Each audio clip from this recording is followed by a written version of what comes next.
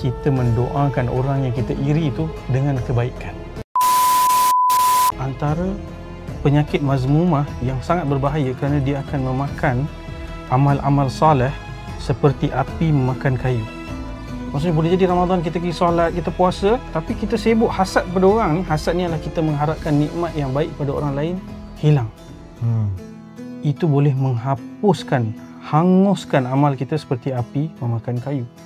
So kita kena lawan macam mana? Satu, kita berhentilah tengok perkara-perkara yang trigger tu. Yang kedua, kita doa. Kita kena doa, minta Allah SWT tolong. Dan salah satu perkara yang juga diajar apabila kita bicara soal hasad ni adalah kita mendoakan orang yang kita iri tu dengan kebaikan. Itu kan effort tu nak buat tu. Kita iri hati dekat dia, tapi ya Allah tambahkan rezeki dia, ya Allah kurniakan dia keselamatan.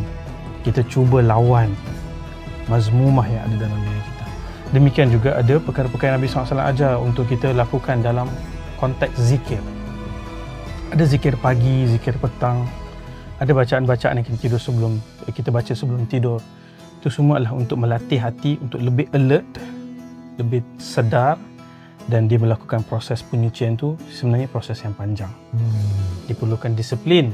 Kalau kita sehari je semangat, lepas tu tinggal balik semua ritual tu, kita akan jatuh balik ke dalam struggle yang tidak berakhir.